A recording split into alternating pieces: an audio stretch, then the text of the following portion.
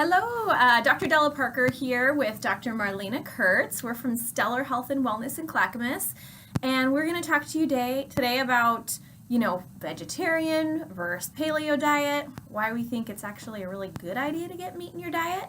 And before we get started, I'm going to need your help. I'm going to need you to go right down there and smash the subscribe button. That's what my daughter says, but we need everybody to subscribe so we can get some followers and we can get the word to the masses on natural health and healthy living, right? Keep it going. Keep it going. Okay, so vegetarianism versus paleo. We're going to say versus paleo or meat eating. Meat eating. I'm pretty open with the fact that I don't work with vegetarians.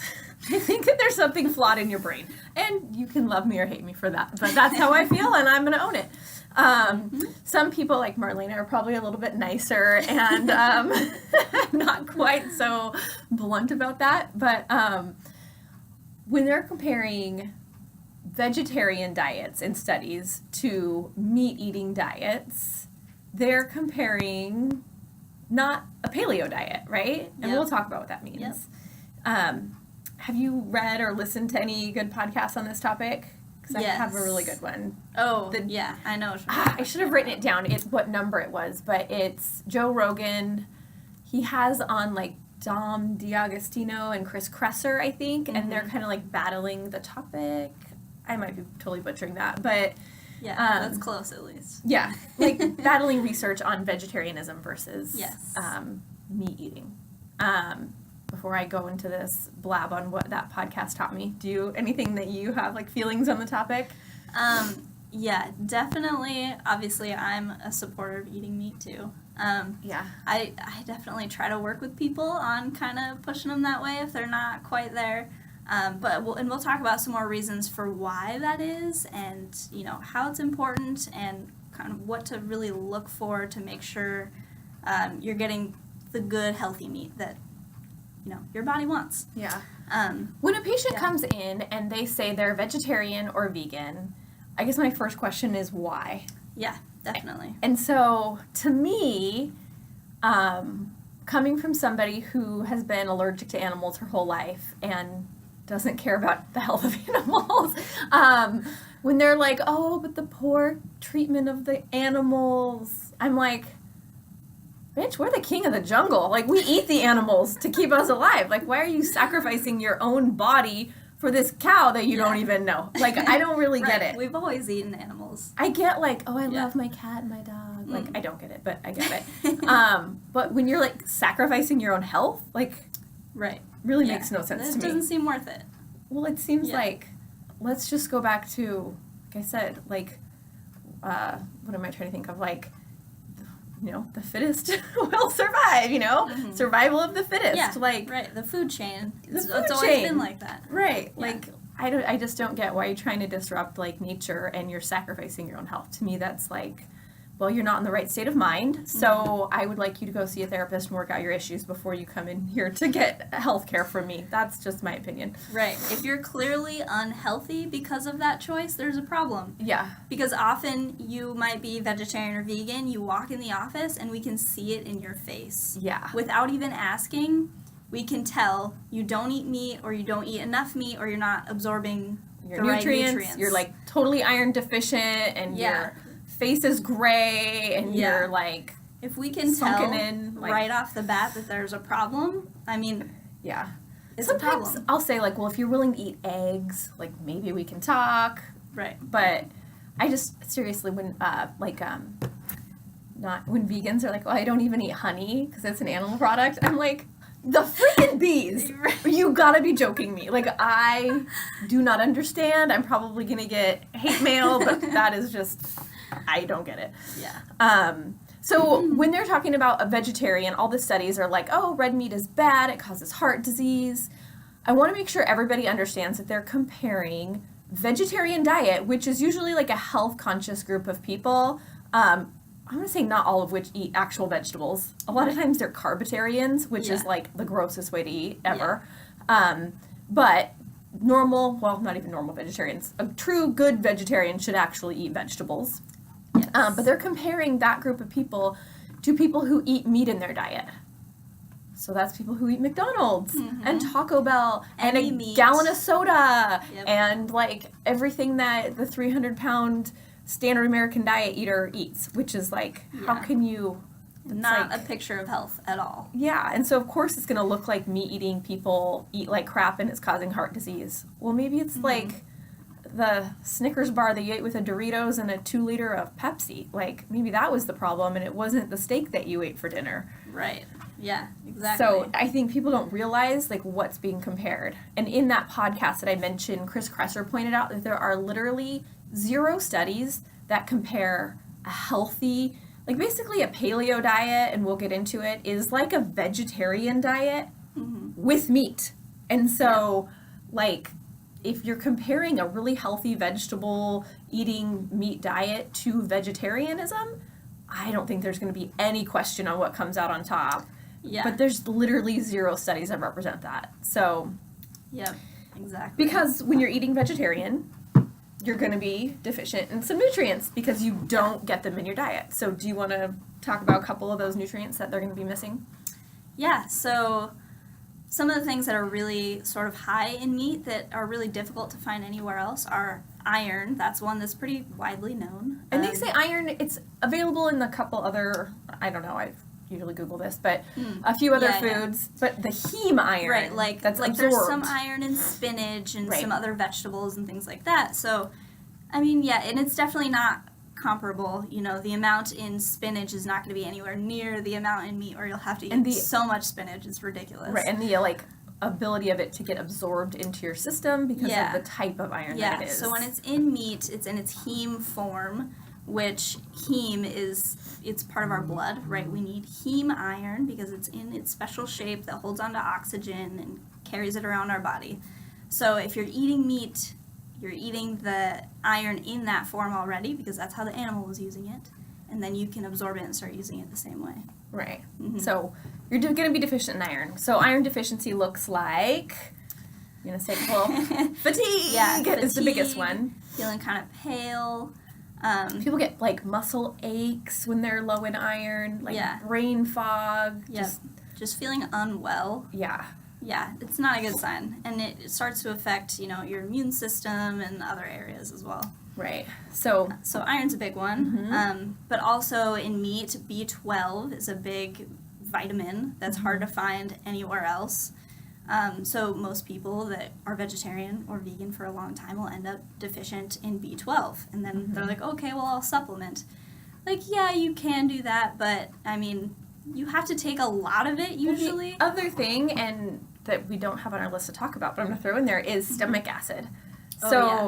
Our stomach acid is meant to be a pH of 1, okay? And what stimulates stomach acid is dense animal protein that stimulates your stomach to produce that acid, to break down that protein, and then that acid helps to absorb B12 and also signal like our gallbladder, our pancreas, peristalsis, like the whole function of our gut. And a lot of vegetarians will say, well, I can't eat meat, it makes me feel sick. Well, no shit. You haven't eaten meat in so long that you don't have any stomach acid. So you don't have stomach acid, so then you eat it, and it, like, sits there like a brick, and you can't digest it. Yeah. So, you have to, like, retrain your body or take a supplement of acid with your meat at first to, like, start getting your body to produce it on its own. Yeah, definitely. So, anyways, that's another B12. If you take a supplement of B12 and you have no stomach acid or intrinsic factor, you can't absorb it very well. So it's like, great, you're taking a supplement that you're peeing out. You're not absorbing any of that B12. Yeah. So B12 also, fatigue, right? B12 is a big one for energy, that's for sure. That whole brain fog picture, too. Yeah. So an immune system, immune function, a lot of different things. So those are the 2 primary nutrients that you're going to be deficient in, but boy, when even meat eaters are like, because of whatever's going on in their body, are deficient in either one of those, they feel horrible. Yeah. And so definitely, if you're eating all these veggies, like, great, you have so many nutrients in your system, and you're going to have to supplement with the things you don't have. So what should you supplement with that is going to help you absorb them the best? Meat! Be a vegetarian that supplements with meat, the most nutrient-dense food available to man, right? Basically paleo. Yeah. So what is paleo diet? You want to go over the do's and don'ts of like what's on the list? Yeah, so paleo, obviously there's meat there. That's a big one. And they talk about, you want really good quality meat, and we'll talk about that in a minute too. But you're cutting out some big food groups or types of food that really cause inflammation in your body. The big types of food groups that are kind of like on the bottom of the food pyramid. Yeah, we're totally nixing those. Right, exactly. So sugar, we don't want sugar. We don't want grains or, simple carbohydrates basically, because those just start feeding into inflammation. A lot of grains irritate your gut, and that causes more inflammation. And then there's dairy. You cut out dairy with paleo, also inflammatory. Beans and legumes too are a group that are cut out, and then even potatoes, because they're that simple starchy carb kind of thing. So you just get rid of all that stuff to help decrease inflammation in your body. So what do I eat? There's nothing left to eat. Like, if I'm paleo, I have nothing to eat. So dramatic. So what can you eat, Dr. Kurtz? Meat and vegetables. And even fruit. Yeah, and fruit. Nuts, except for peanuts, right? Yep.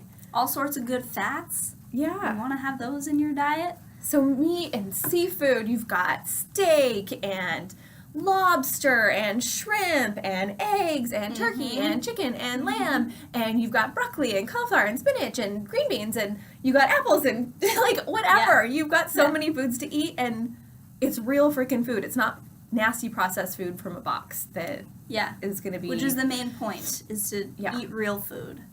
So if you have a problem thinking of like, what can I eat that's paleo, you haven't eaten real food in a really long time. Like, think about your great grandma and like, would she even recognize what you eat as food? Like blue yogurt in a tube? She's gonna be like, what the hell is that thing, right? Like, why is there color? Eat real food. Yeah. That's why our like whole society is so sick, and why everybody is riddled with cancer. Like, eat real food. If you can't figure it out, you can like go to your search bar and you just type in GOOGLE,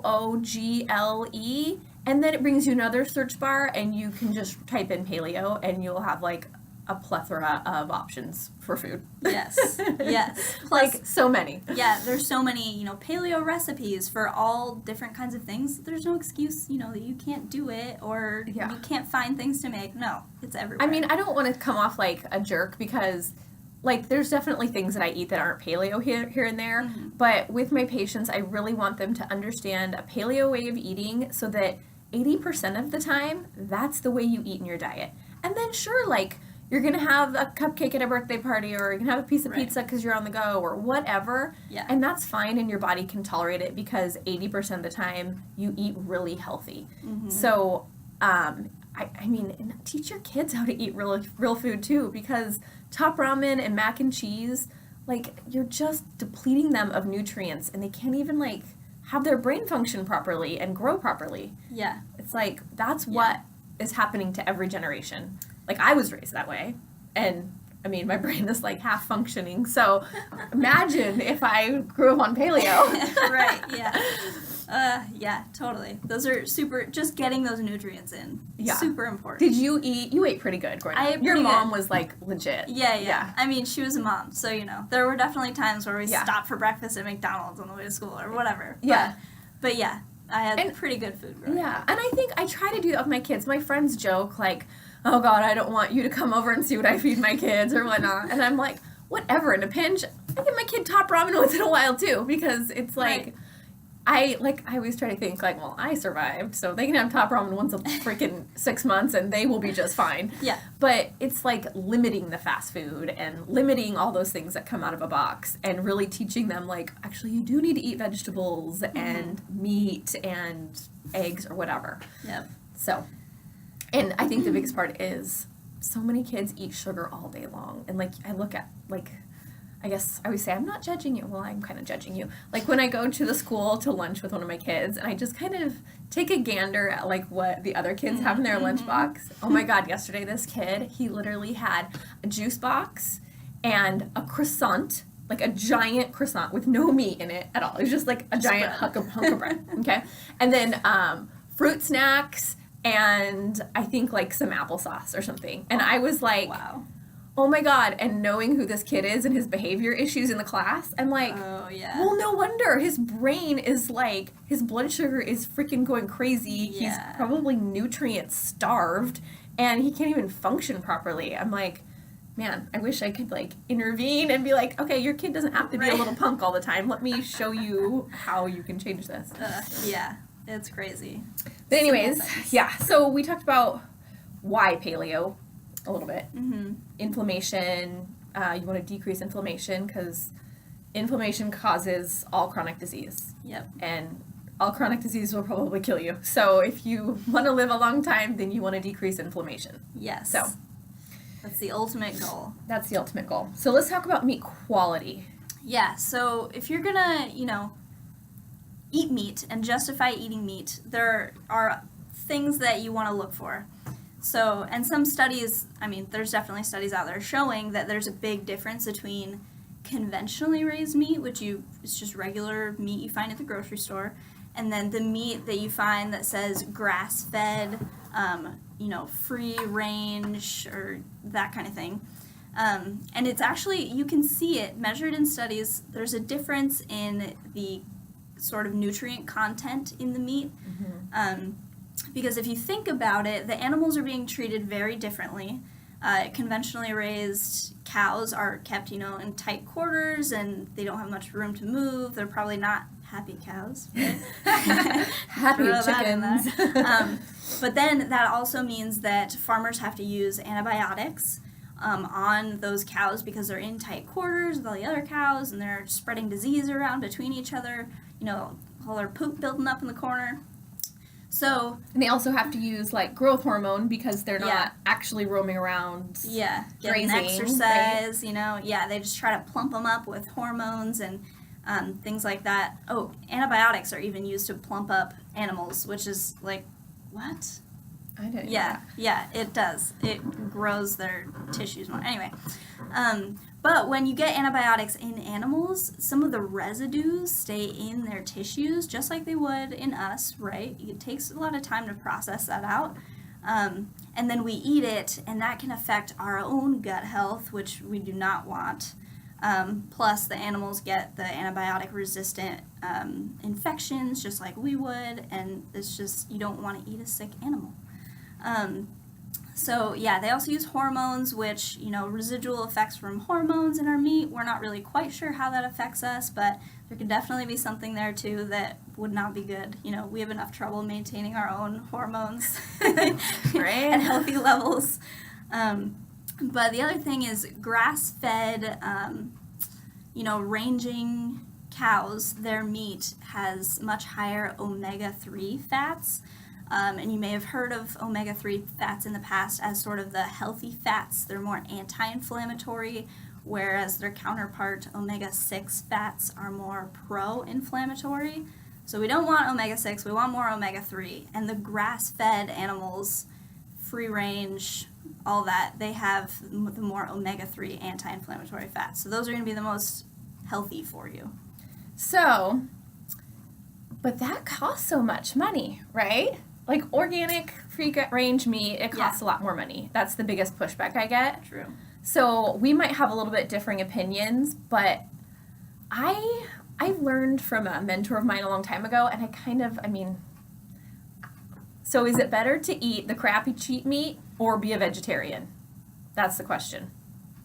My opinion is it's better to eat the crappy cheap meat because protein has it's still going to have those nutrients.